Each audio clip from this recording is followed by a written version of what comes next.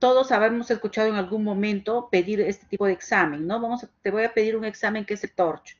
Entonces, ¿qué significa TORCH? ¿No? El TORCH es un acrónimo, luego vamos a ver qué es un acrónimo, de enfermedades que pueden producir defectos congénitos graves cuando se adquieren durante la gestación. ¿Ok? Entonces, es un acrónimo. ¿Qué cosa es un acrónimo? Un acrónimo es un conjunto de siglas, ¿no? Un conjunto de siglas que se forma por la fusión de dos o más términos. La fusión de dos o más términos que se lee en forma de una palabra, ¿no? Entonces, esta es la fusión de varios términos. Eso es lo que significa acrónimo, ¿no? Entonces, ¿qué cosa es el TORCH? El TORCH va a ser un acrónimo, es la unión de varias sílabas, de varias palabras, es las siglas de varias, en este caso, varias enfermedades.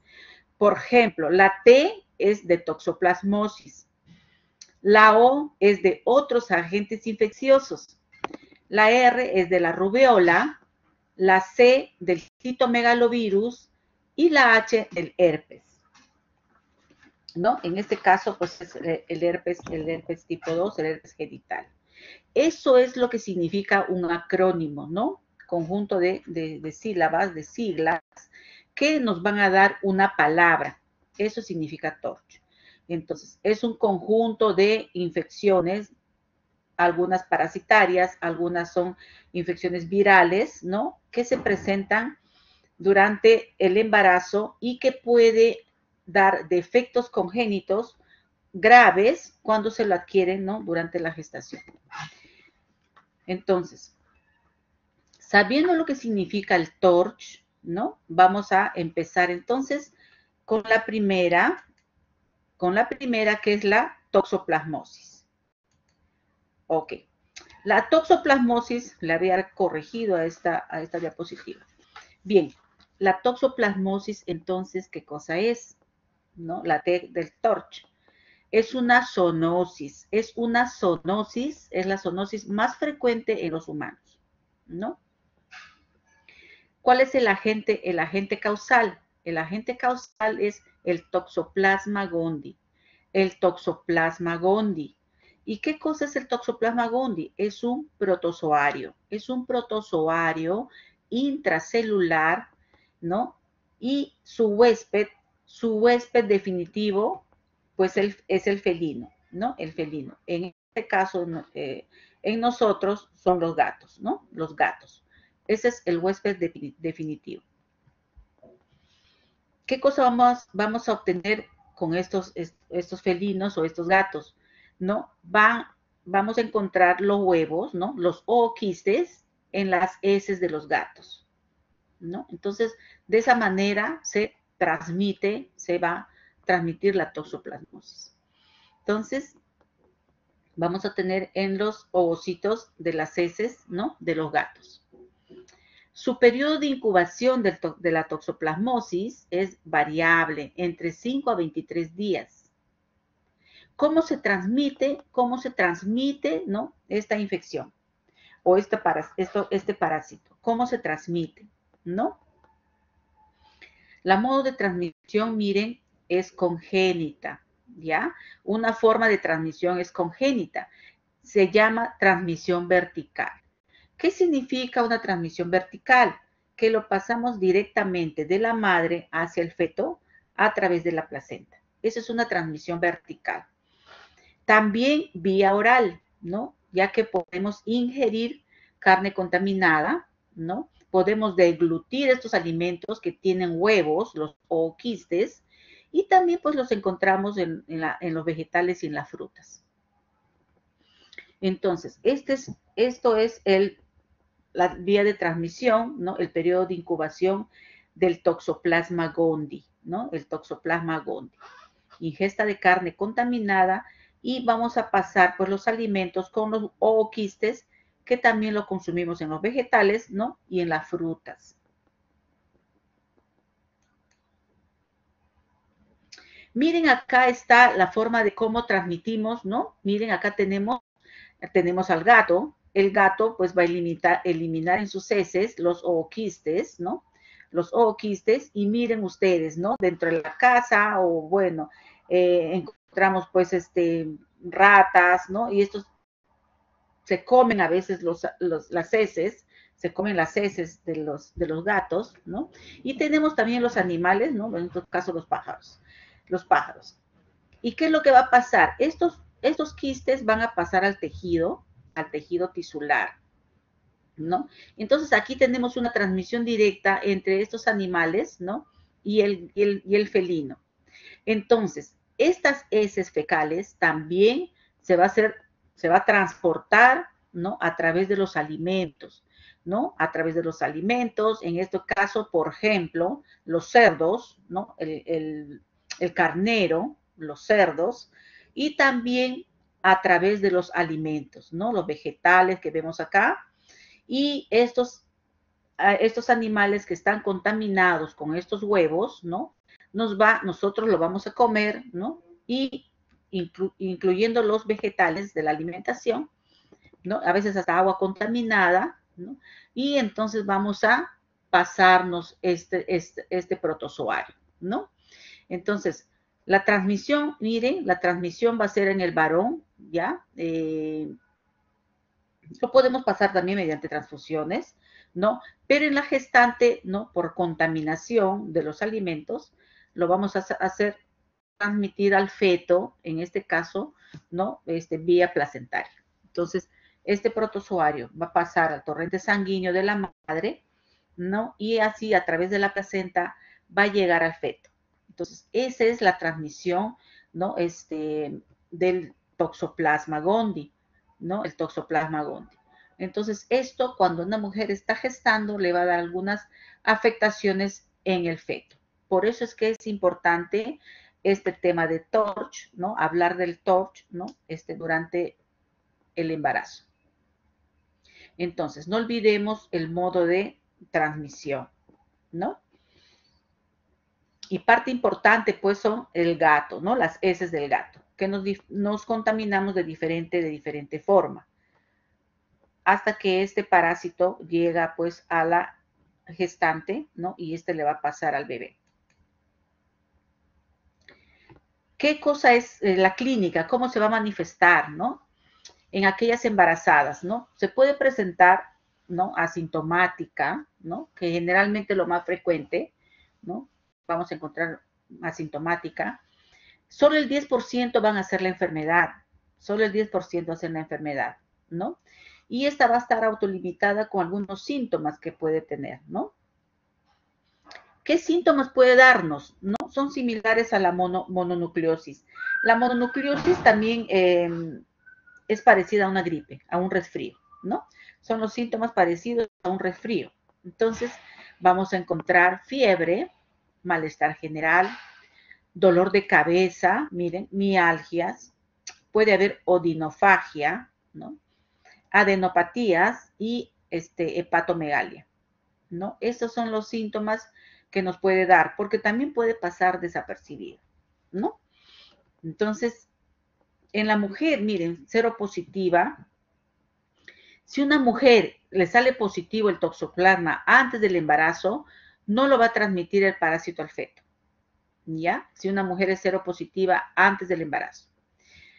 La incidencia va de 1 a 10 de cada 10.000 nacidos vivos. Miren, de 1 a 10 de cada 10.000 nacidos vivos. O sea, no es frecuente, no, es bien raro, ¿no? Que encontremos este tipo de infección. La transmisión, ¿cómo es? Miren, 60-80% si la mamá se infecta en el tercer trimestre. De 60-80% si la mamá se infecta en el tercer trimestre, ¿no? ¿Y cuándo va a ser la transmisión vertical? ¿En qué momento? Cuando hay la primoinfección, ¿no? La primoinfección. Ahí va a ser su riesgo de transmitirnos, ¿no? De transmitirse el toxoplasma, ¿no? Una transmisión vertical de la mamá al bebé, ¿no? Porque pasa la barrera placentaria. Entonces, no nos olvidemos, ¿no? Antes del embarazo no se va a transmitir el parásito, ¿no? De 60 a 80% si se infecta en el tercer trimestre. Y riesgo de transmisión vertical que va a pasar al feto en la primoinfección, ¿ya? En la primoinfección. Vamos a tener acá este cuadrito, miren, a mayor edad gestacional, mayor posibilidad de transmisión, mayor posibilidad de transmitirnos, pero menor severidad, ¿no? Mayor edad gestacional, más posibilidad tenemos que nos transmitamos el protozoario, el toxoplasma, pero menor severidad. Por eso que se dice que la transmisión vertical en la primoinfección. ¿Ok? Entonces, este es un cuadrito donde nos está resumiendo lo que estamos mencionando, ¿no? Mayor edad gestacional, entonces mayor posibilidad de transmisión, pero menor severidad.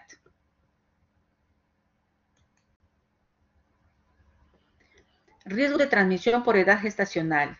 Miren, acá tenemos la edad gestacional menor de 14 semanas, entre 14 a 28 semanas, mayor de 28 semanas.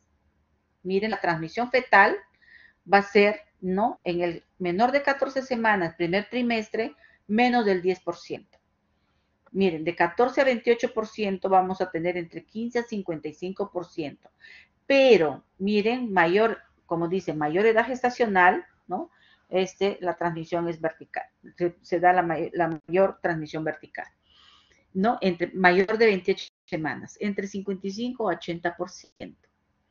Mira, la afectación al feto, ¿ya? En la primoinfección, como hemos mencionado, 60% de afectación al feto, ¿no? Entre 14 y 28 semanas, 25%. Y mayor de 28, ¿no? Es el 15%. ¿Cómo va a afectar este toxoplasma al feto? Va a presentar entre menor de 14 semanas, puede haber lesiones oculares e intracraneanas, y estas pueden ser graves, ¿no? Entre 14 y 28 semanas puede haber mayor lesiones oculares y en general no son tan graves, ¿ya? Mayor de 28 semanas vamos a tener lesiones oculares, excepcionalmente va a haber afectación dentro del cráneo, intracraneal. Entonces, este cuadrito nos está mostrando el riesgo de la transmisión de acuerdo al tiempo de embarazo, ¿no? La transmisión, nos interesa la transmisión. La mayor edad gestacional vamos a tener mayor porcentaje de transmitirnos, ¿no? Como decía el cuadrito anterior.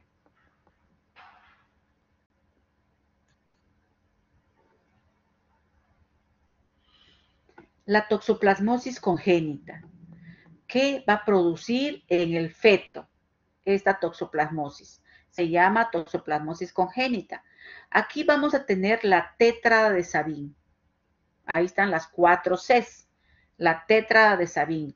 Vamos a tener en el feto, ¿no? Corioretinitis, hidrocefalia, vamos a encontrar calcificaciones y convulsiones, ¿no? Esto cuando nace el bebé, vamos a encontrar pues todas estas manifestaciones que estamos mencionando, ¿no? Las 4 Cs de las tétradas de Sabin, corioretinitis, hidrocefalia, calcificaciones, convulsiones. Solo el 4% de los recién nacidos van a presentar secuelas neurológicas, ¿ya? Esas secuelas neurológicas permanentes. Solo el 4% de los recién nacidos. Muy poco frecuente se ve, ¿no? Esta toxoplasmosis es poco frecuente. Y entonces, ¿cómo vamos a nosotros a descartar o vamos a decir que el toxoplasma podría tener este problema, ¿no? Vamos a encontrar pues estas manifestaciones que estamos mencionando dentro de las ecografías, ¿no? Entonces, la ecografía va a detectar o puede detectar la mayoría de estas anomalías severas que estamos viendo, excepto las retinianas, ¿no? Porque por la ecografía eso no se puede observar, excepto las retinianas. Pero vamos a encontrar en una ecografía o podemos encontrar ventriculomegalia, ¿no? Los ventrículos muy aumentados de tamaño, ¿no? Una ventriculomegalia, ventrículos muy agrandados, ¿no? Donde también hay acúmulo de líquido cefalorraquídeo, ¿no? Estas van a tener mal pronóstico, sobre todo aquellas que sean severas, ¿no? Que midan mayor de 15 milímetros. Por lo tanto, estos ventrículos mayor de 15 milímetros, vamos a estar hablando de una ventriculomegalia, ¿no? En la ecografía, y por lo tanto nos va a dar un diagnóstico también de hidrocefalia.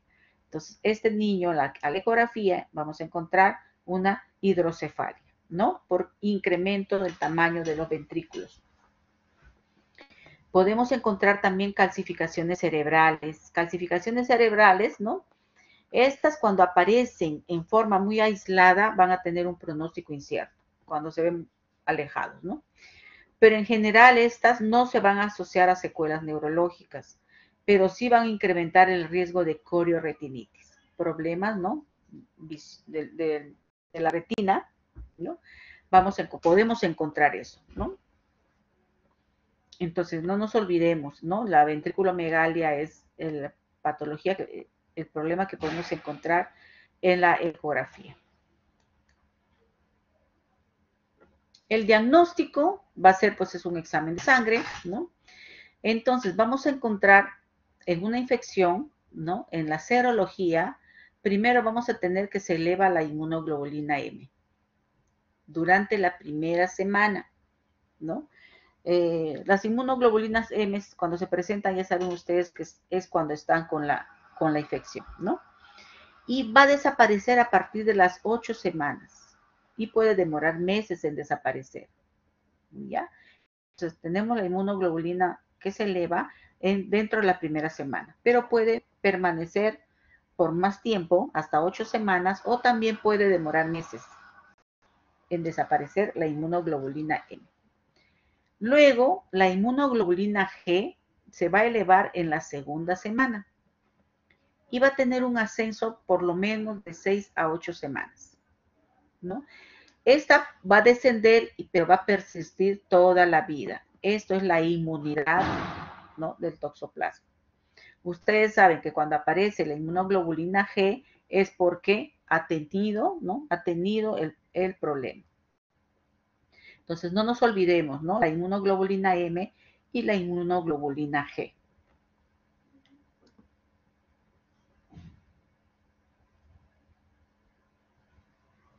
¿Y cuál de estas dos inmunoglobulinas es la que nos va a dar la inmunidad? Cuando encontramos la inmunoglobulina G.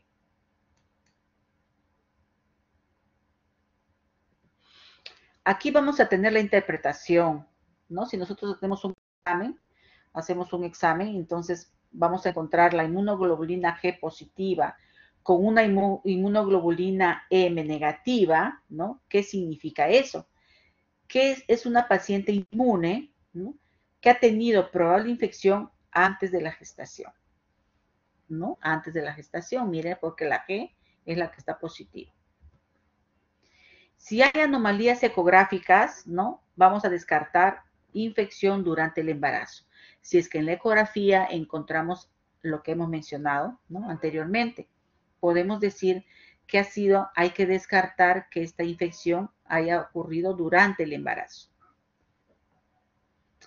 Cuando tenemos una inmunoglobulina G positivo y la M positivo, los dos positivos, probablemente una infección reciente, ¿no? Los dos están positivos, probablemente sea una infección reciente.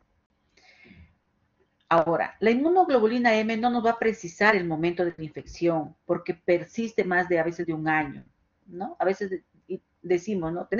Está positivo la inmunoglobulina M, entonces quiere decir que estoy con la infección, ¿no? Pero no nos va a precisar en qué momento fue la infección. No nos va a precisar eso, porque puede persistir más de un año. Entonces, otra interpretación es pedir la avidez de la inmunoglobulina G. ¿Qué significa avidez aquí perdón. ¿Qué significa avidez? ¿No? Entonces, cuando nosotros hablamos de avidez, vamos a hablar de la afinidad Aquí estamos hablando del antígeno anticuerpo, ¿no? En este caso del toxoplasma. Entonces, la avidez va a ser la afinidad que tiene el complejo antígeno anticuerpo, ¿no? Esta mide la interacción de estas dos, ¿no? Y entonces va a significar la fuerza con la que el anticuerpo, ¿no? Se une a un antígeno multivalente. Entonces, ¿con qué fuerza se va a unir? Va a ser afín, ¿no? El anticuerpo del multivalente que se una al antígeno multivalente, ¿no? Es el anticuerpo al antígeno. No nos olvidemos.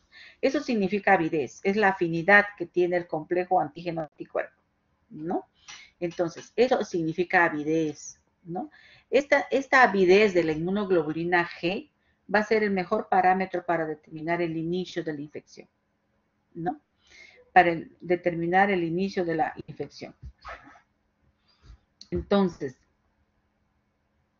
si tenemos una baja avidez de la inmunoglobulina G, menor del 20%, vamos a decir que menor de 12 semanas de evolución, ¿no? Tiene menor de 12 semanas de evolución. Si tenemos una avidez intermedia, ¿no? 20 a 30%, probable infección mayor de 12 semanas, ¿no? Y si hay una avidez elevada, mayor de 30%, porque así salen los resultados, se puede poner en porcentaje, ¿ya? Entonces, si es una avidez elevada mayor de 30%, nos va a confirmar una infección mayor de 20 semanas, ¿no? Mayor de 20 semanas. Entonces, la mejor forma para nosotros determinar el inicio o el tiempo que ha tenido la infección es haciendo la avidez del antígeno, el anticuerpo, ¿no? De la inmunoglobulina G. Ok. Entonces, vamos a tener acá, entonces, miren, con solamente solicitar inmunoglobulina G y la M del toxoplasma, ¿no? No nos va a decir exactamente cuándo se inició, ¿no? Entonces, esa es la interpretación cuando tenemos estos resultados, ¿no? Positivo, negativo, positivo, positivo, y lo mejor es hacer la avidez de la inmunoglobulina G.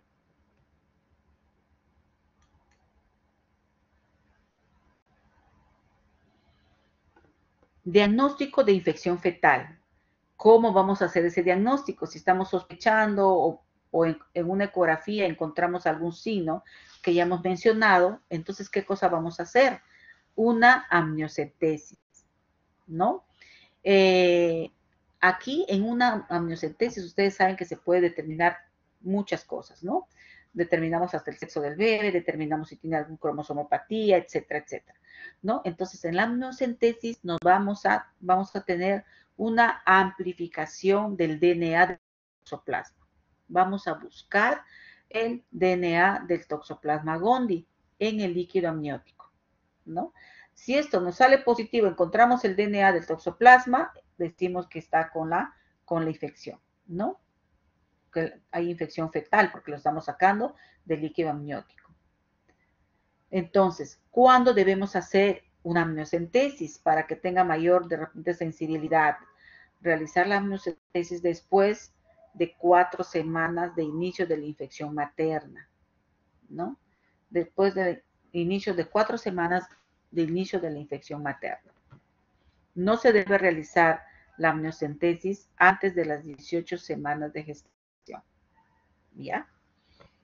Porque podemos tener algunas complicaciones. Podemos desprender la placenta, podemos pinchar al bebé, ¿ya? Porque antes de las 18 semanas no realizar la amniocentesis en el caso de toxoplasma. Entonces ahí vamos a buscar pues el DNA del toxoplasma gondii. El tratamiento. Como este es un protozoario, ¿qué tratamiento le vamos a dar? ¿No? En la parte materna, siempre que haya sospecha serológica, ¿no? Fundamentada de que hay una infección durante la gestación, ¿no? De que hemos buscado de que haya un toxoplasma materno, vamos a empezar con la espiramicina, 1 gramo cada 8 horas vía oral. Esto se debe iniciar lo antes posible, ¿no? Y debemos de mantener el tratamiento hasta realizar la amniocentesis, que es a partir de las 18 semanas, ¿no? Si la paciente rechaza, por ejemplo, la amniocentesis, tiene temor, ¿no? No quiere hacer, puede ocurrir, ¿no? De repente se rompe la bolsa, o puede haber alguna complicación, puede haber una amenaza de aborto, puede haber un aborto, ¿no? Entonces, se debe mantener el tratamiento hasta el parto. Miren, sospechando, ¿no? Si la paciente rechaza la amniocentesis. Si el resultado de la PCR del líquido amniótico sale negativo, se suspende el tratamiento. Entonces hay que hacer una prueba de PCR, ¿no? De toxoplasma del líquido amniótico, y si sale negativo, suspendemos el tratamiento. Bueno, en caso que la paciente sea alérgica a la espiramicina, se puede dar acitromicina, ¿no? 500 miligramos, puede ser cada 24 o 48 horas. La acitromicina.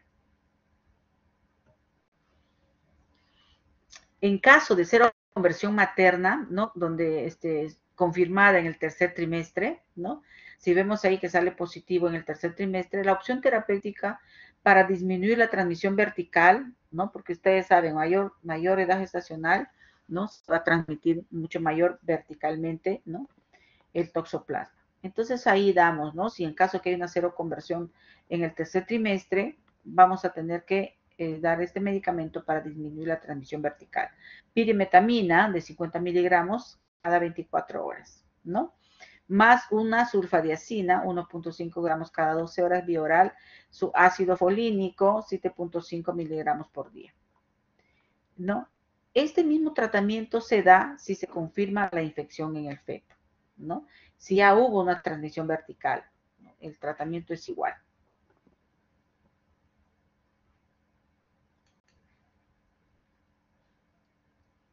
La prevención. Esto es bien importante.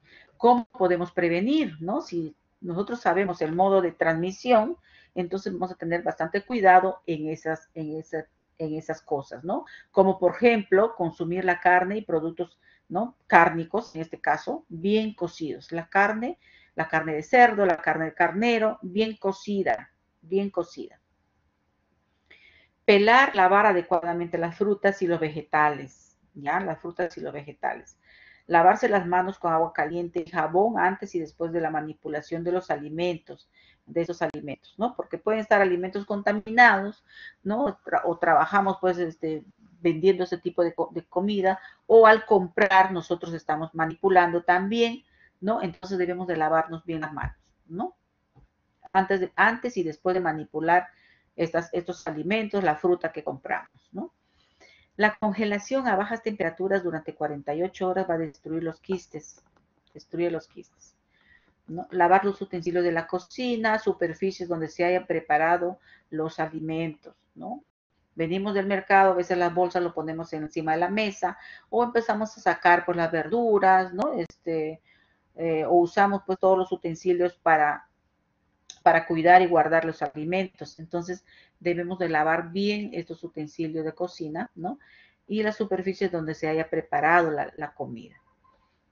Si se tiene gato en la casa, ¿no? Esto es importantísimo, mire. Si se tiene un gato en la casa, vamos a evitar. ¿Qué cosa debemos evitar si el gatito está en la casa? ¿No? Evitar la limpieza de sus heces. O sea, ¿a qué se refiere esto? De repente tenemos que tener bastante cuidado, ¿no? Porque el gato, cuando hace sus deposiciones, ustedes han visto, que tapa sus heces, ¿no? Entonces, tiene ahí una arena, si es dentro de la casa, ¿no? Entonces hay que tener bastante cuidado, ¿no? Cuando nosotros hacemos un aseo o una limpieza en este caso, de las heces del gato. Porque el polvo también lo puede ¿no? eliminar, y lo podemos incluso aspirar, y no alimentarlo con carne cruda al gato. Carne cruda, no alimentarle al gato. Y mantenerlo alejado de la calle y de posibles fuentes de contagio, ¿no? Porque el gato, ustedes son un gato callejero, entonces mayor posibilidad de contagio. ¿Ok? Eso es bien importante.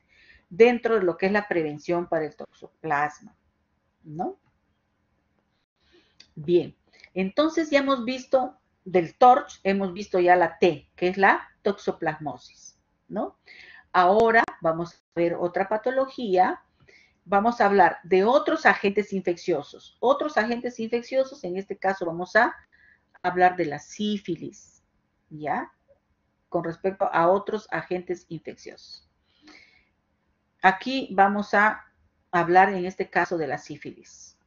Cuando nosotros decimos otros agentes también, ¿qué cosa puede hacer? Que pueda transmitirse al feto, ¿no? Y nos puede dar alguna malformación, algún problema congénito, ¿no? Cuando la madre tiene sífilis. Entonces, de esa manera vamos a ver este tema dentro de lo que es la O del TORCH. La sífilis, ustedes saben, el agente causal, ¿cuál es? El treponema pálido. Es el agente causal de la sífilis, ¿no? Es una bacteria espiroqueta, es una espiroqueta, es una bacteria espiroqueta, ¿no? Entonces, miren, vamos a hablar aquí que la Organización Mundial de la Salud, dentro de lo que es la parte epidemiológica, ¿no? Se estima que anualmente hay 12 millones de personas infectadas con sífilis, ¿no? En el mundo. 2 millones corresponden a mujeres embarazadas. Y 270,000 a recién nacidos con sífilis congénita, ¿no? Ustedes han visto que en el examen, en los exámenes auxiliares, en el control, en el primer control del embarazo, se le pide la prueba, ¿no? Del RPR o BDRL, ¿no? El RPR es para ver sífilis, ¿ya? Porque a veces pasa desapercibido, la paciente no tiene ninguna manifestación, pero le puede salir positivo. Entonces, como esta patología, esta espiroqueta, este problema va a producir sífilis congénita, entonces hay que hacer el tratamiento durante, ¿no?, el embarazo y primer trimestre de la gestación o lo más pronto cuando se haga su control prenatal. Entonces, porque si la sífilis va a afectar, ¿no? Si es que no tiene tratamiento o si es que no se lo detecta, va a afectar al recién nacido, ¿no? En este caso al feto, produciendo una sífilis congénita. Miren, la vía de transmisión. La vía de transmisión, ustedes saben, la sífilis se transmite sexualmente y transplacentaria en la gestante. La gestante le va a pasar la sífilis, ¿no?, al feto. Entonces, estas dos vías de transmisión, la sexual y la transplacentaria en las gestantes. Entonces, ¿qué otros factores? Bueno, factores asociados para que una mujer haga sífilis, pues consumo de tóxicos, ¿no? Promiscuidad sexual, ¿no? Infecciones con VIH, ¿no? Antecedentes de otras infecciones de transmisión sexual, ¿no? Y en aquellas gestantes adolescentes, ¿no? Mujeres que de repente tienen varias parejas, aquellas que están infectadas con VIH, son factores asociados para que pueda hacer una sífilis, ¿no?, durante la gestación y por lo tanto pasar al feto.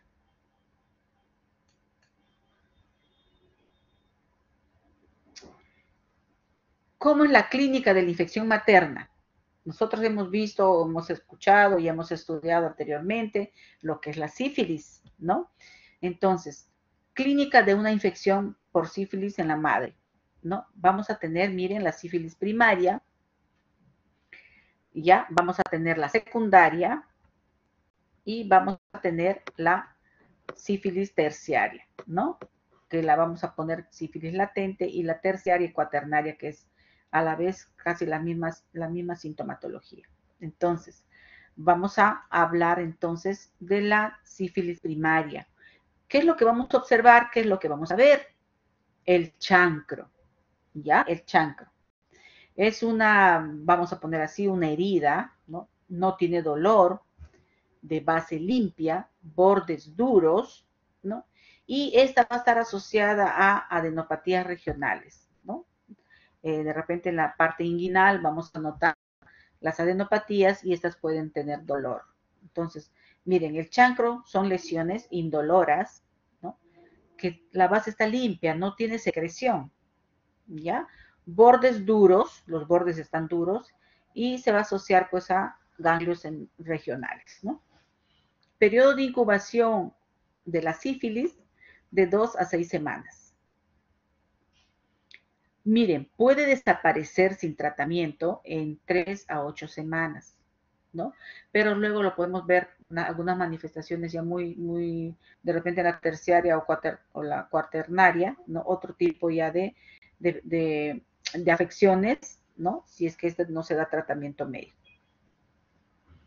Entonces, miren, la sífilis secundaria va de 3 a 8 semanas después de la lesión primaria, ¿ya? Entonces, periodo de incubación de 2 a 6 semanas. La sífilis secundaria va a aparecer de 3 a 8 semanas después de la lesión primaria. ¿Qué podemos encontrar? Rash cutáneo, ¿no? Macopapulares, ¿no? Macopapulares. Tanto palmo plantar, ¿no? La palma de las manos y en la planta de los pies. Y periodo máximo de contagio va a ser aquí en la sífilis secundaria, un periodo máximo de contagio. Y miren, se resuelve sin tratamiento en 2 a 6 semanas, ¿no? Esto mejora, desaparece, pero la paciente pues ya tiene el treponema en su cuerpo. La sífilis latente, esta es una parte donde hay un periodo subclínico, ¿ya? Entonces, aquí casi no hay ninguna sintomatología, ¿no? Este periodo subclínico vamos a tener que se divide en dos. La sífilis latente precoz y la sífilis latente tardía. Miren, la sífilis latente precoz, menor de un año de la prima infección. Menor de un año de la prima infección. Y la sífilis latente tardía, mayor de un año. ¿Ya? Eso es en cuanto a la sífilis latente. Yo tengo sífilis ahorita y eso me va a dividir en la precoz, que he tenido menor de un año de la primera infección, y la latente tardía, mayor de un año. Ahora ya hemos visto la primaria, ¿no? La secundaria, de ahí la sífilis latente, que es un periodo subclínico, donde a veces no presenta ninguna manifestación. La sífilis terciaria y la cuaternaria, miren, va a aparecer tras años de la prima infección. Años de la prima infección. ¿Qué cosa podemos encontrar? Gomas sifilíticos, alteraciones cardíacas, auditivas, y aquí aparece la neurosífilis. La neurosífilis, ¿no? Entonces, esta parte, la terciaria y cuaternaria, casi no se ve, ¿no? Porque apareció el tratamiento, ¿no? Porque esto como aparece tras años de la primera infección, si no hemos dado tratamiento, entonces va a aparecer estos problemas, ¿no? A nivel cardíaco, a nivel auditivo y la neurosífilis. Gracias a la aparición o la introducción de la penicilina, ya no se ve este tipo de infección. Y en el primer examen que salga positivo, ustedes saben, el tratamiento, darle la penicilina, ¿no? Entonces, es importante porque este problema de sífilis, pues tiene tratamiento, ¿ya? Tiene tratamiento. No vamos a esperar, pues, que tenga una neurosífilis o que ya veamos alteraciones o los gomas sifilíticos, ¿no? Para recién darnos cuenta o dar tratamiento. Porque esto ya dura muchos años, aparece tras años de la primera infección. Bueno, diagnóstico de la infección, ¿no? Materna, diagnóstico clínico, vamos a confirmar con un estudio serológico. Vamos a tener el test no treponémico y el test treponémico, ¿no? ¿Cuáles son ese examen no treponémico? El BDRL y el RPR. Eso es lo que ustedes ven, eso es lo que ustedes escuchan, ¿no? Dentro de los exámenes auxiliares. Vamos a pedir su RPR. Es el más usado, ¿no? El que más se pide durante el primer control prenatal. Entonces, este es un test no treponémico, ¿ok? Entonces, aquí vamos a tener estas dos, el BDRL y el RPR. Estos van a detectar los anticuerpos no específicos, van a medir el grado de actividad de la enfermedad. ¿Ya? Van a medir el grado de actividad de la enfermedad. Sirve para evaluar entonces la respuesta al tratamiento también y la evolución de la enfermedad. Se puede negativizar con el tiempo, incluso sin tratamiento, ¿no? Y en un 50% de pacientes correctamente tratados puede persistir títulos positivos sin que ello signifique un fracaso terapéutico. Ustedes van a ver alguna paciente que haya tenido antecedente de que en algún momento le ha salido positivo la prueba, ¿no? Le puede seguir saliendo positivo las diluciones posteriormente, ¿no? Eso es puede haber títulos positivos sin que ello signifique un fracaso en la terapéutica. ¿Ok? Eso no quiere decir que la paciente esté con sífilis en ese momento, sino que queda la parte de los anticuerpos, ¿no? Se puede detectar todavía y puede aparecer. Por eso, ahí se le pregunta, señora, ¿usted tuvo anteriormente este problema de sífilis? Te puedo decir que sí, me han dado tratamiento, pues de repente hace 3 años, o hace 1 año he tenido, me han dado el tratamiento, ¿no? Eso no significa que en ese momento esté con sífilis o también que no haya sido eficaz el tratamiento. ¿Ya? No nos olvidemos esto. Y dar tratamiento a la pareja, ¿ya? No se olviden, el tratamiento es para los dos. Y miren, el test treponémico, aquí vamos a buscar la espiroqueta, ¿no? La espiroqueta, el test treponémico, está el ELISA, el TPHA y FTA-ABS. Entonces, estos son los test treponémicos, ¿no? Lo más usados o lo más que se pide acá para confirmar es la FTA, ¿no? De treponema. Aquí nos va a detectar, miren, los anticuerpos específicos, alta sensibilidad y especificidad. Alta sensibilidad y especificidad. ¿No?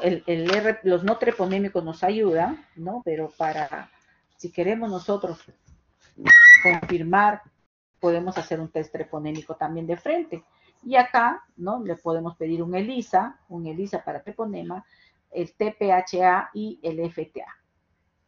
Porque esto nos va a detectar los anticuerpos de la sífilis. Cribado durante la gestación. Entonces no se olviden, un cribado significa que vamos a pedir ciertos exámenes, ¿no? Que se pide pues en el primer control prenatal. Dentro de ese cribado durante la gestación se le solicita, miren, en la primera visita se le puede pedir el ELISA de la inmunoglobulina G treponémica, ¿ya? En este cribado. Pero nosotros normalmente estamos pidiendo el RPR, ¿no? En los primeros, en el primer control prenatal. Acá tenemos, miren, un cuadrito donde vamos a tener estas respuestas treponémicas y las reagínicas. ¿Ya? En la interpretación, miren, si las treponémicas y las reagínicas están negativos, no hay infección.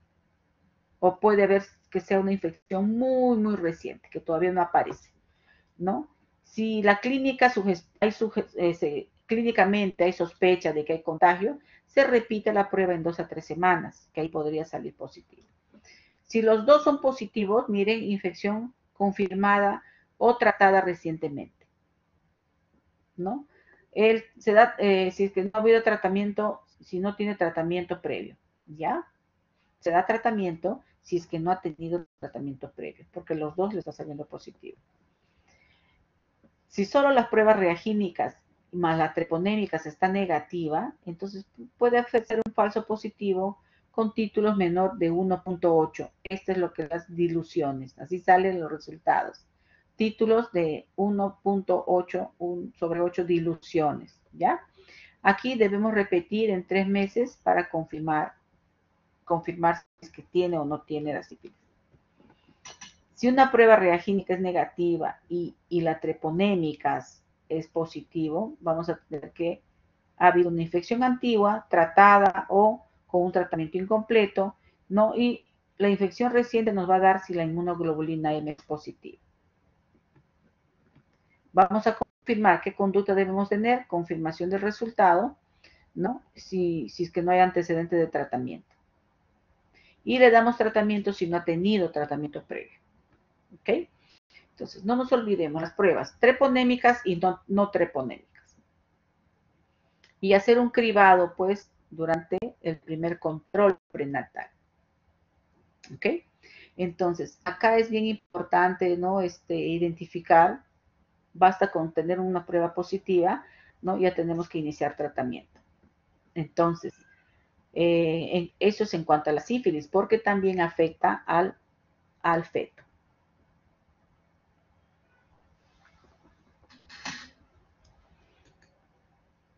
Acá vamos a mencionar entonces la transmisión.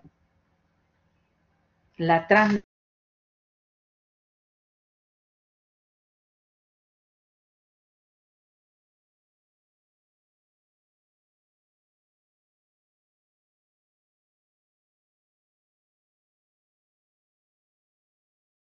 materna, miren, la primaria, secundaria que ya hemos visto, va a tener la transmisión vertical de un 50%.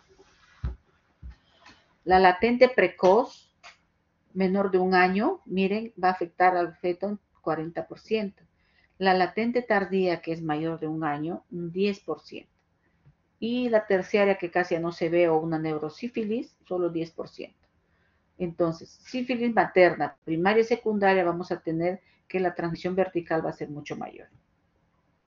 Miren la espiroqueta, ¿no? Esa es la forma de la espiroqueta de la sífilis. Ahora, la sífilis congénita. ¿Qué es lo que vamos a encontrar en nuestro feto o en el recién nacido, ¿no? O durante el embarazo? Si la gestante infectada no recibe tratamiento con penicilina durante la gestación, se produce la transmisión dentro del útero, ¿no? Una transmisión intrauterina. Entonces, eventos adversos. ¿Qué puede ocurrir? 40% puede haber aborto espontáneo o muerte perinatal. ¿Ya? Muerte perinatal es muerte después que nace, ¿ya?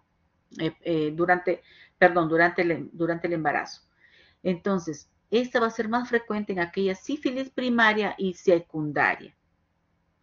Miren, 40% de sífilis congénita neonatal con riesgo elevado de parto prematuro, ¿no? El SIR, y anomalías congénitas a nivel músculo-esquelético. Eso es lo que se ve cuando se hace o no se da tratamiento, ¿no?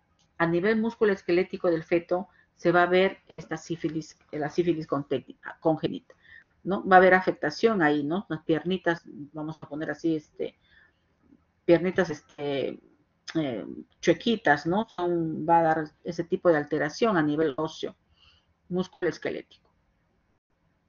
No nos olvidemos, abortos espontáneos y muerte perinatal también en un 40%. Y cuando es sífilis congénita, ¿no? Con riesgo elevado de parto prematuro, ¿no? Un crecimiento, restricción del crecimiento intrauterino, anomalías congénitas a nivel músculo esquelético del feto.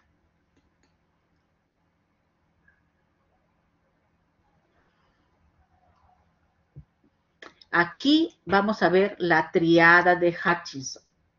La triada de Hutchinson. ¿Qué vamos a encontrar cuando la transmisión al feto? Podemos encontrar queratitis, ya a nivel, miren, del ojito, una queratitis intersticial, ya puede haber sordera o alteraciones dentarias cuando ya va el niño, ¿no? Va creciendo. Entonces, eso podemos encontrar, queratitis intersticial, sordera y alteraciones dentales. Miren,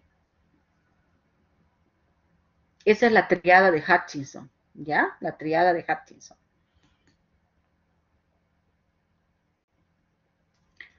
Y en la ecografía, ¿qué es lo que vamos a encontrar o que podemos encontrar, ¿no? Marcadores ecográficos de una sífilis congénita.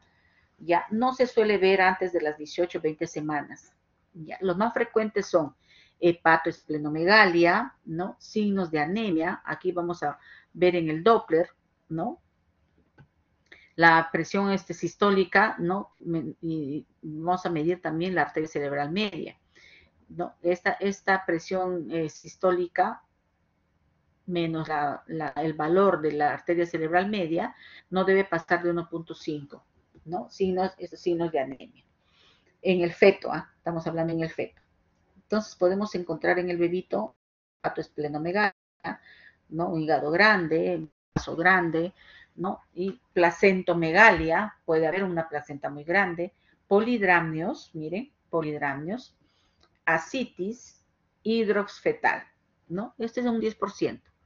Entonces podemos encontrar en los marcadores ecográficos estas patologías o estos problemas en el feto con sífilis congénita.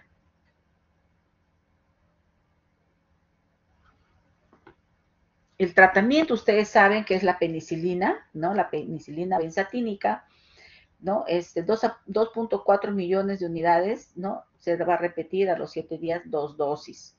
Esto es en una sífilis primaria, secundaria o latente precoz, ¿ya? Para administrar la primera dosis y la edad gestacional es mayor de 24 semanas. En la sífilis latente tardía, mayor de un año, ¿no? Donde no se puede datar la infección, vamos a usar la penicilina benzatínica 2.4 millones de unidades por semana durante 3 semanas. Este es el tratamiento que se da a todas aquellas que salen con un RPR positivo, ¿no? O la prueba treponémica, ¿no? Positiva. Entonces, penicilina G benzatínica, 2.4 millones de unidades por semana en 3 dosis, 3 semanas. No se olvide. Bueno, si es que es alérgica a la penicilina, se puede dar, pues, primero hay que hacer una desensibilización para ver que no sea alérgica, ¿no? Antes de colocarle la penicilina, no se olviden. Siempre preguntar si es alérgica a la penicilina. Si te dice que no sabe, hacer una prueba de sensibilización, ¿ya? Porque si no se puede morir la paciente haciendo un shock anafiláctico. Bien. Esta reacción, acá dice reacción de Harrich-Herxheimer, ¿no? Este es un cuadro clínico de fiebre, dolor de cabeza, malestar, dolores musculares en las primeras 24 horas del tratamiento. La paciente puede presentar esto, ¿no? ¿Por qué? Porque hay una destrucción treponémica, ¿no? Y es frecuente, pues, en gestantes tratadas por sífilis primaria o secundaria a partir del segundo trimestre de gestación. Puede aparecer, ¿no? Estas manifestaciones clínicas, que es la reacción de Harrich-Herxheimer, ¿ok? Es un cuadro clínico, bueno, parecido a un resfrío también, ¿no? Que se presenta después de iniciar el 24 horas de tratamiento, ¿no? De la sífilis. Puede aparecer, no se olviden, amenaza de parto prematuro, pérdida de bienestar fetal, y se han descrito casos también de muerte fetal dentro del útero, ¿no? No es frecuente, pero se ha visto esto, ¿no? Sigamos. Entonces, estos temas que estamos viendo es bastante amplio porque son varias patologías que vemos con el TORCH, ¿ok? Entonces, no nos olvidemos, ¿no? La espiroqueta, las pruebas treponémicas, no treponémicas, ¿no? El tratamiento con la penicilina y la clasificación primaria, secundaria, la sífilis subclínica, ¿no? Donde va a estar la latente temprana, la latente tardía y la sífilis terciaria cuaternaria, que ya es a largo plazo. Bien, entonces, ahora ya hemos hablado de del toxoplasma y de otros agentes, en este caso la sífilis. Ya, ahora vamos a ir a la R del TORCH, la R que es la rubeola. La R que es la rubeola. La rubiola es un virus, ¿no? El agente causal de la rubiola es el virus de la rubiola, ¿no? Familia del Toccavidae, género Rubivirus, es un ARN, y su único reservorio es el ser humano. Su único reservorio es el ser humano, ¿no? Diferente al toxoplasma, ¿no? El periodo de incubación, 14 días. ¿Cómo se transmite la rubiola? Vía respiratoria y, ¿no? Por contacto y transplacentaria. ¿no? Vía respiratoria por contacto, ¿no? Estoy cerca de una persona y transplacentaria. Esta también se transmite transplacentaria igual que la sífilis, ¿no? Y la transmisión vertical, el toxoplasma. Entonces, las transplacentarias, la sífilis y la rubiola, ¿ok? Entonces, ese es el modo de transmisión de la rubiola. De repente, en alguna ocasión, ustedes han visto a alguien con rubiola, ¿no? Entonces, la clínica, ¿qué es lo que vamos a encontrar? Un exantema macular, ¿no? Puntitos rojitos pequeñitos, eso es un exantema macular, ¿no? Que es leve, no es elevado, es leve, ¿no? Aparece inicialmente en la cara y se extiende al tronco y extremidades. Puede haber ganglios, ¿no? Linfadenopatía, suboccipital, postauricular y cervical. Esto vamos a encontrar cuando hay rubiola, ¿no? Clínicamente. Ocasionalmente puede presentarse artritis, especialmente en mujeres adultas. Entonces, 50% de los casos la rubiola es una infección asintomática, ¿no? Si es que no se nos presenta de repente el exantema macular, no nos damos cuenta, o si no tenemos fiebre y luego aparece, no nos damos cuenta que puede haber una infección. Por eso es que dice 50% puede ser asintomática. La viremia y el periodo de infectividad. Infectividad. Bueno, el periodo inicia de 7 días antes de la aparición del exantema. Mira, 7 días antes de que aparezca el exantema, ya se puede hacer la viremia, ¿no es cierto? Y esta puede persistir hasta 7 a 10 días después de las máculas que aparecen el exantema que aparece en el tronco, en la cara, ¿no? El riesgo de defectos congénitos, si se produce durante la gestación, es bajo, ¿ya? Si se produce durante la gestación, es muy bajo, pero sí hay riesgo de defectos congénitos. Esto es en un menor del 5%. La epidemiología, ¿no? La frecuencia de esta infección es muy baja debido al uso generalizado de la vacuna, ¿no? Por eso es que la infección es muy baja, ¿ya? Pero en aquellas mujeres que no están vacunadas sí se puede dar alguna afección, ¿no? Más grave. Entonces, la vacuna para la rubiola, ¿no? Es una ayuda para no tener ese tipo de problemas, ¿no? Entonces, dice, su mayor relevancia en la salud pública se debe a su participación etiológica en el síndrome de rubiola congénita. Este es el problema, ¿no? Va a haber un síndrome de rubiola congénita. No, entonces, ¿qué es lo que va a pasar? Esta se va a producir cuando el virus infecta a mujeres embarazadas, que son susceptibles especialmente en el primer trimestre del embarazo, ¿ya? Eso es lo que no puede pasar, un síndrome de rubiola congénita, sobre todo en aquellas que están pues formándose el bebé, ¿no? Primer trimestre de gestación. Miren qué bonito es el virus, miren estos colores que tiene. Síndrome de rubiola congénita es una infección crónica que va a dar afectación fetal, ¿no?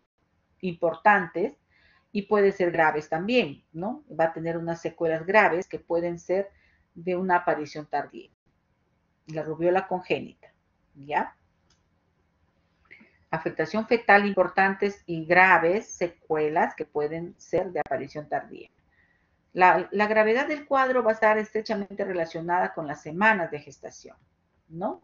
Miren, riesgo de transmisión, menor de 12 semanas, 90%. Ahí nuestro bebito se está formando, menor de 12 semanas, ¿no? Y que a la mamá le dé una rubiola en esa edad gestacional, 90% de que pueda transmitirse al feto, ¿no? De 12 a 17 semanas en 55% y mayor de 18 a 24 semanas de un 25%. No hay riesgo de infección adquirida antes de la concepción. Si una mujer tiene antes de embarazarse, si tiene rubiola, pues la va a pasar, no va a pasar nada porque no está estable. Aquí vamos a encontrar la tétrada de Gregg. ¿Ya? La tétrada de Gregg. ¿Qué cosa vamos a encontrar cuando tenemos este problema? Microcefalia, vamos a encontrar sordera, ¿no? Esto sí se ha visto, ¿no? Una mujer gestante que le dé rubiola, sordera, ¿no? Catarata central, y puede haber cardiopatía también, donde puede haber persistencia del ductus arterioso, ¿ok? Entonces, miren, catarata, ¿ya? A nivel microcefalia, sordera. Entonces, otros signos podemos encontrar una restricción del crecimiento intrauterino, ¿no? Retinopatías, puede haber neumonía. Eso es cuando tenemos pues la infección por la rubiola, ¿no? Y aquí en la rubiola es lo que vamos a ver, la tétrada de Gregg, microcefalia, sordera, catarata y cardiopatía.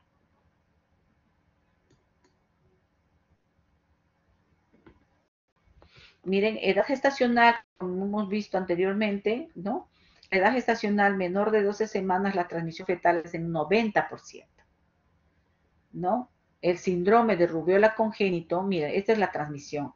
El síndrome de rubiola congénito en 80-90% puede aparecer, puede darse en el feto, ¿no? Riesgo sin que se conozca la transmisión, 85%. Los tipos ya hemos visto, sordera, puede haber abortos, ¿no? Retraso psicomotor, ¿no? Y defectos cardiovasculares si menor de 8 semanas, ¿ok? Entonces, mayor edad gestacional, ¿no? Vamos a tener que la transmisión va a ser menor en un 55%, y de 16 a 20 semanas es menor también en un 25%. No vamos a encontrar entre 16 o más semanas una síndrome de rubiola congénito, ¿ya? Tipo de afectación, miren, es un riesgo mínimo, puede haber sordera cuando pasa las 16 semanas. El screening de la rubiola durante el embarazo. Se debe realizar un cribado sistemático buscando las inmunoglobulinas de la rubiola, ¿no? Sobre todo la inmunoglobulina G de rubiola a todas las gestantes en el primer trimestre, ¿no? ¿Por qué la G? Porque vamos a ver que ahí que ha estado con una infección antes de la gestación. La inmunoglobulina G. Diagnóstico de la infección materna con rubiola es el examen clínico, serológico y un exudado faríngeo, ya clínico, ¿no? Si en caso presenta la sintomatología, ¿no? En caso de la enfermedad materna vamos a verla, ¿no? Exantemática, no es vesicular, ¿no? Y se debe solicitar, pues, una serología de rubiola, la G y la M, las inmunoglobulinas G y M. La M va a ser específica porque se va a detectar entre los 6 días de la aparición del exantema y va a perdurar hasta 8 semanas, ¿no? Ahora, la G va a ser específica también porque va a aparecer a los 7-9 días de la aparición del exantema. Y esto va a durar toda la vida. Entonces, importante también solicitar la inmunoglobulina M y la G, ¿no? En las mujeres. Diagnóstico de la infección fetal, ya no de la mamá, diagnóstico de infección fetal. Indicaciones de PCR en líquido amniótico, ¿ok? Miren, en líquido amniótico también se puede buscar todo eso, ¿no? PCR en líquido amniótico. Para ver una prima infección, vamos a hacer la prueba entre las 12 y 20 semanas, ¿no? En la madre. Prima infección materna entre 12 y 20 semanas. Infección materna dudosa antes de las 20 semanas. Reinfección materna documentada menor de 20 semanas. Marcadores ecográficos de infección por rubiola, ¿no? Vamos a encontrar también menor de 20 semanas. Indicación de una cordocentesis, ¿no? Aquí vamos a ver el cordón umbilical.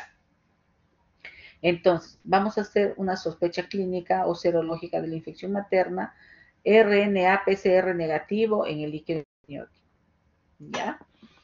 Se puede usar para determinación de la inmunoglobulina M fetal, No realizar antes de las 22 semanas porque el feto no produce inmunoglobulina M. Ya no se puede determinación de la inmunoglobulina M fetal, ¿no? Antes de las 22 semanas. Entonces, ese es el diagnóstico de la infección fetal, ¿no? El PCRL en líquido amniótico, específico para rubiola. Marcadores ecográficos de una afectación fetal. Anomalías cardíacas, estenosis de aorta, ¿no? IO de la válvula pulmonar, estenosis de la válvula aórtica, defectos septo-interventriculares. Miren, efectos que podemos encontrar en una ecografía, microcefalia, ¿no? Cataratas o microftalmia, hepatomegalia, esplenomegalia, ¿no? Podemos encontrar ya en un estudio ecográfico cuando la paciente se presenta la rubiola. Vacunación de la rubiola en gestación y puerperio. La vacunación de la rubiola está contraindicada durante la gestación. ¿Ok? Y si se aplica, debemos evitar que se embarace, ¿no? Durante un mes. Contraindicada durante el embarazo. No se debe vacunar con la rubiola durante la gestación. Y evitar un embarazo, si es que se ha colocado, ¿no? Evitar un embarazo durante por lo menos un mes. Entonces, debemos de administrar la vacuna a los pacientes, dice, susceptibles en el puerperio. No solamente en el puerperio, se debe vacunar a toda mujer en edad fértil, ¿no? Se debe de garantizar la inmunidad de la rubiola en todas las mujeres antes de la gestación. Toda mujer en edad fértil debe vacunarse contra la rubiola. ¿Ok? Dato bien importante. Bien. Entonces, ya hemos visto la rubiola que también nos puede dar problemas congénitos, ¿no? Por la transmisión, ¿no? Transplacentaria. Entonces, ahora vamos a hablar ya la C, ¿no? Del TORCH. Ya hemos hablado de la R, que es la rubiola, y la C del citomegalovirus. El citomegalovirus también es una familia, ¿no? El agente causal es el citomegalovirus, es un virus de la familia herpes viridae. Este es un DNA, no es un RNA, es un DNA. Y es específico también del ser humano. La epidemiología de la tasa de adquisición del citomegalovirus en embarazadas es del 2%, ¿no? A nivel anual en el nivel socioeconómico medio alto y 6% en aquellos más bajos.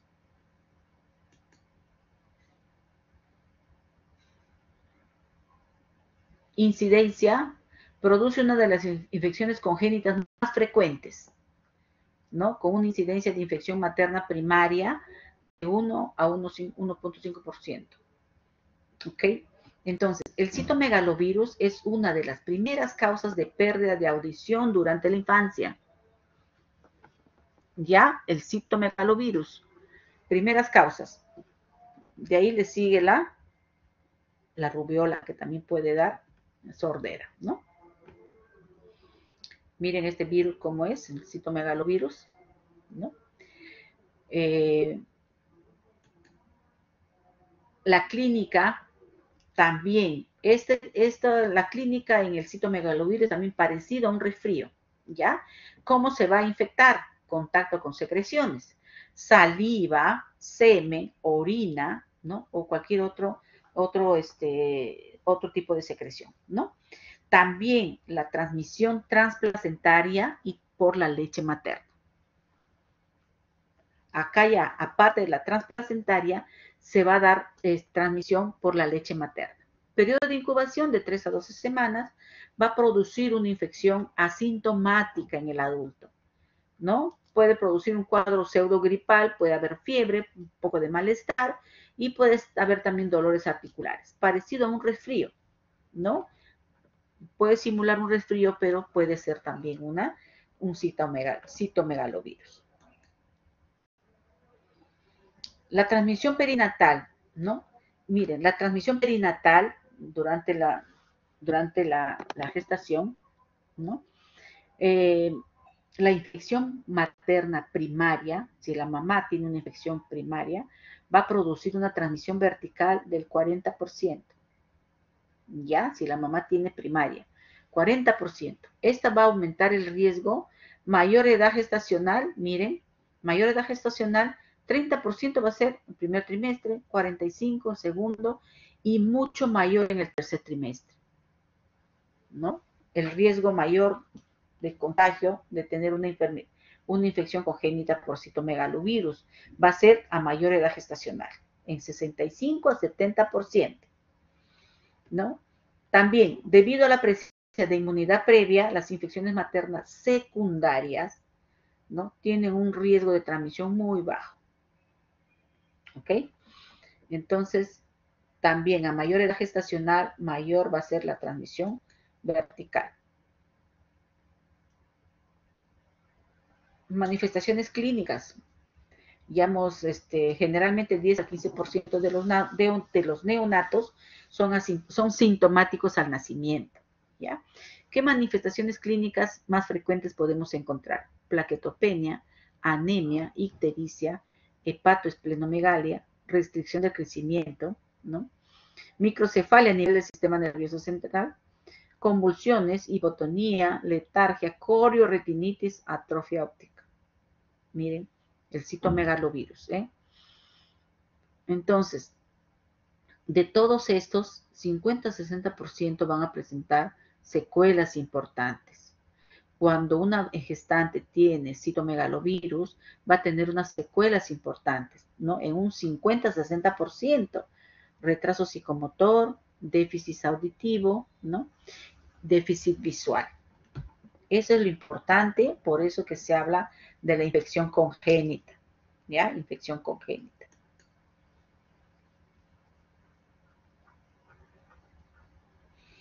Acá también vamos a ver, miren, la infección materna primaria, el pregestacional, riesgo de transmisión fetal muy, muy bajo, pero vamos a ir viendo que, miren, mayor edad gestacional va a ser mayor, ¿no? El riesgo de transmisión fetal.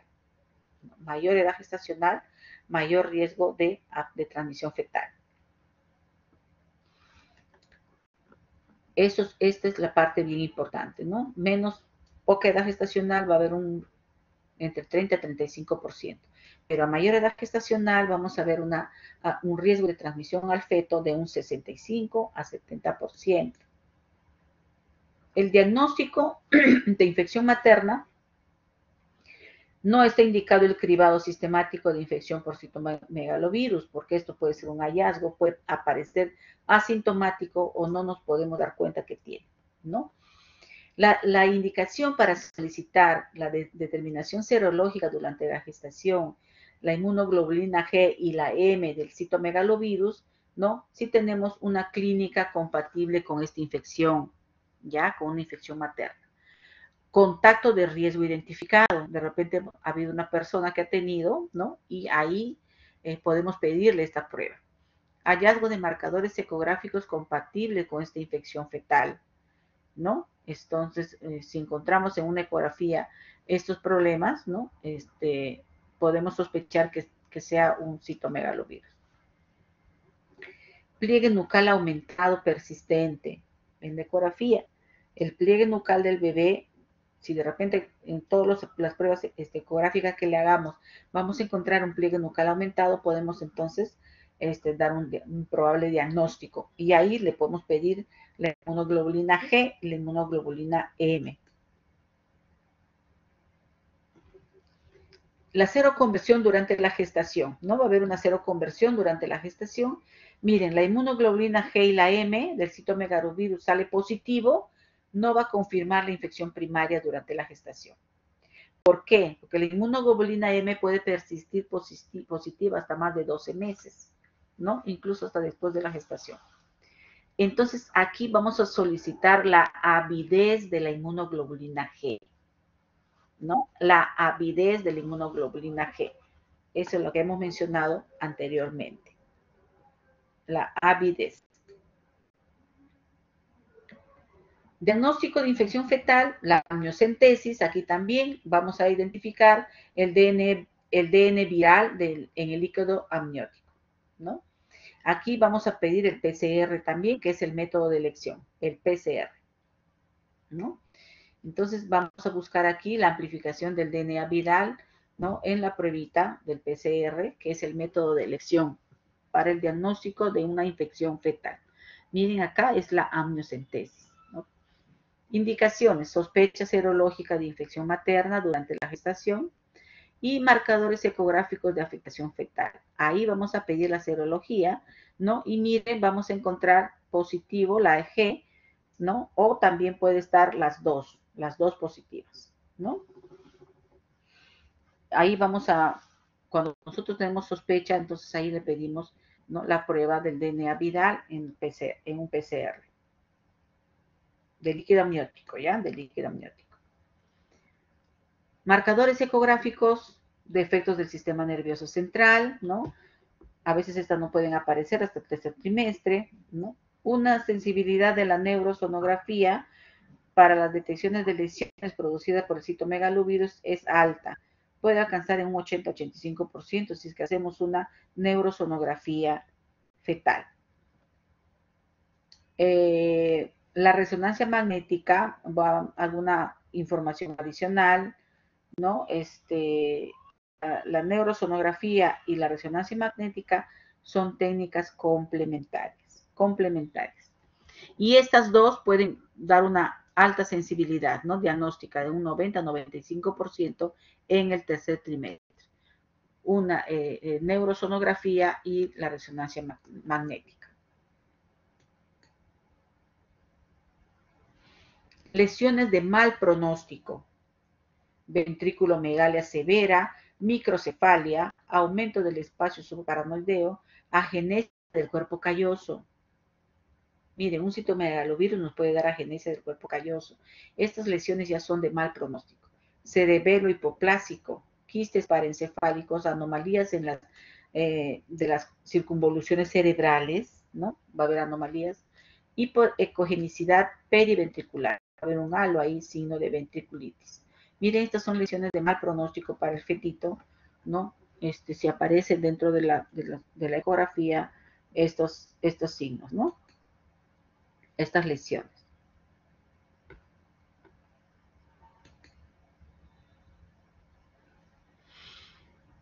Lesiones de pronóstico incierto: ventriculomegalia leve, calcificaciones aisladas, sinequias interventriculares, quistes germinolíticos, ¿no?, pequeños quistes periquimatosos e incremento de la captación de la sustancia blanca, ¿no?, en la resonancia magnética. Lesiones de pronóstico incierto, ¿no? No se sabe cómo puede progresar o cómo puede seguir ese bebé. Anomalías que no están dentro del sistema nervioso central, ¿no? Hidrops, ¿no? Podemos encontrar en la ecografía el hidros fetal. Estas generalmente tienen buen pronóstico, ¿no?, en cuanto al nacimiento de un recién nacido con secuelas neurológicas. Pero un hidros fetal también es una anomalía grave, ¿ya? El hidros fetal. Las más frecuentes van a ser hipereconegidad intestinal, hepatomegalia, esplenomegalia, ascitis, hidros, cardiomegalia, oligoamnios, placentomegalia, signos de anemia fetal. Estos son más frecuentes, ¿no?, las más frecuentes anomalías que podemos encontrar en el fetito.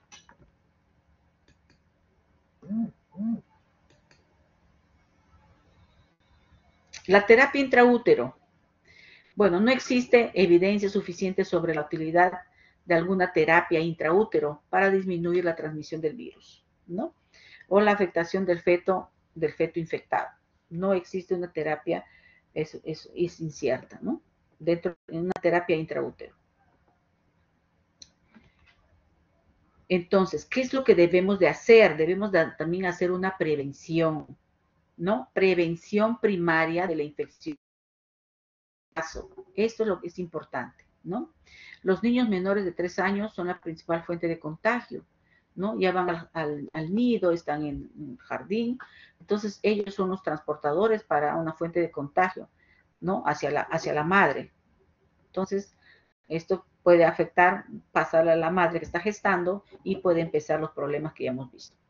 El lavado de las manos con agua caliente y jabón, ¿no?, después del contacto con saliva, orina, cambio de pañales, cambio de pañales en el bebé, en la alimentación y también el tocar los juguetes. Entonces, ¿qué cosa hay que hacer? Lavar, limpiar, ¿no? Los juguetes que pueda tocar la madre, ¿no? La madre que esté gestando.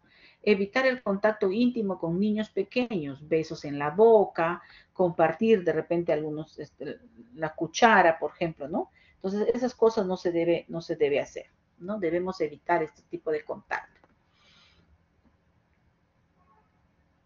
Bien. Entonces, cuando ya nosotros hablamos sobre la prevención, ¿no? Ya estamos hablando pues de algunos cuidados que debemos de tener para evitar esta infección por citomegalovirus. Vamos a ver entonces ahora el herpes.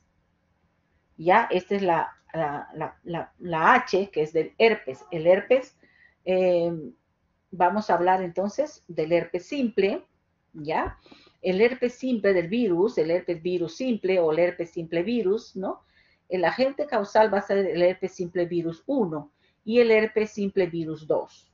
Esto es una familia del herpeviridae, es un DNA también, es un DNA, ¿ya? Mecanismo de transmisión, contacto directo, ¿no? Íntimo de persona a persona.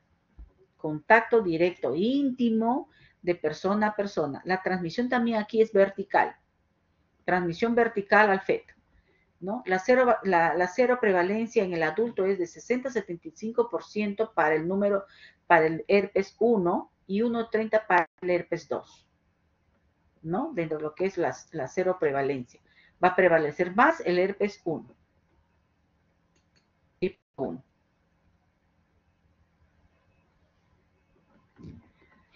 La transmisión perinatal. Miren, durante la gestación es una infección sistémica grave con elevada morbimortalidad. Incidencia variable, ¿no? Entre 1.6 a 20 por cada 100.000 nacimientos. La mayoría de infecciones se adquieren en el canal del parto. La mayoría de las infecciones se adquieren en el canal del parto, ¿no? A partir de las secreciones maternas que están infectadas. Pero también el herpes neonatal puede adquirirse postnatalmente, ¿ya? Postnatalmente. Entonces, el canal del parto es la mayor fuente de transmisión, ¿ya? Para que dé la infección al momento del trabajo de parto.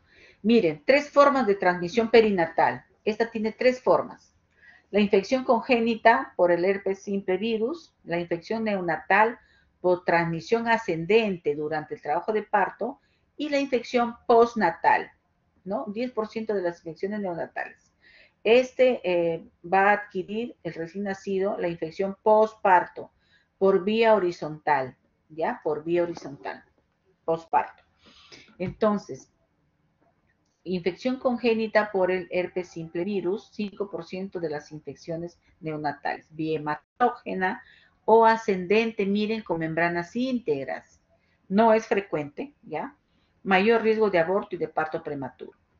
Entonces, la infección neonatal por la transmisión ascendente durante el trabajo de parto es la forma más frecuente dentro de lo que es las infecciones neonatales. Después de la amniorexia y rompemos la bolsa, también ahí empieza la transmisión ascendente. O a partir de las secreciones maternas infectadas.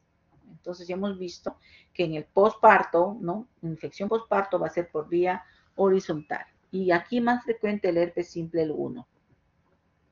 3 formas de transmisión perinatal, no se olvide.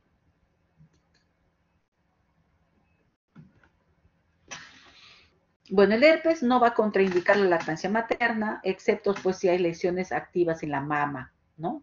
O alguna lesión en la mama de la mujer, ¿no? Pero no está contraindicada la lactancia materna. Diagnóstico por la infección del herpes simple virus, cultivo, miren, cultivo celular, PCR de las lesiones genitales, ¿ya? Aquí se puede hacer cultivo de las lesiones activas primarias. Esta va a dar un 80-90% del diagnóstico. Pero esta va a disminuir si hay lesiones recurrentes, ¿no? Son lesiones en fase costrosa o en pacientes tratadas ya. Esta va a disminuir la sensibilidad. Diagnóstico serológico no se distinguen entre el 1 y el 2, ¿no? Son positivos en un 70 a 80% de las gestantes, son positivas. El DNA también del herpes simple virus en el líquido amniótico, se puede detectar el DNA viral, ¿no? Ya que tiene una sensibilidad y especificidad elevadas. DNA viral en el líquido amniótico es la mejor para dar el diagnóstico. El tratamiento, ustedes ya saben, para una viral no existe un tratamiento, pero se va a dar cuando hay, para disminuir la virulencia, ¿no? Se puede dar un tratamiento cuando el brote es agudo, se va a dar el aciclovir, miren, 400 miligramos cada 8 horas, ¿no? El valaciclovir, 500 miligramos a 1 gramo cada 12 horas, ¿no? Se va a dar estos antivirales solamente para disminuir el tiempo y la carga viral, ¿no? Eso no quiere decir que con eso se va a tratar o va a desaparecer. Puede volver a dar, ustedes saben, el herpes, puede volver a dar, si baja la inmunidad en la persona, lo puede dar de repente constantemente. El riesgo de transmisión viral intraparto va a ser en 40-50%. Miren, durante el parto, ¿ya? Y durante la cesárea, si la infección en el momento del parto o es durante el parto o 6 semanas previas, ¿no? Con ausencia o no de la determinación de inmunoglobulina G que se va a buscar, ¿no?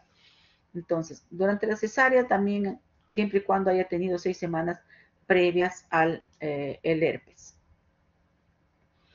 Y la recurrencia durante la gestación, la recurrencia, ¿no? Si es una cesárea, si es que el brote es en el momento del parto, ¿no? En cuanto a la recurrencia durante la gestación, miren, en mayor de 36 semanas o en el parto puede haber una recurrencia.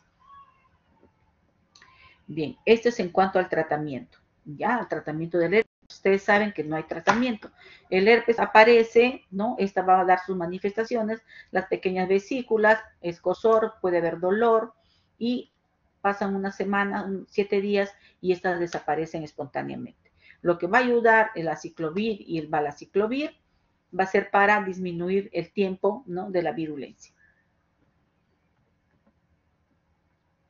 Bien, creo que esta es la última diapositiva.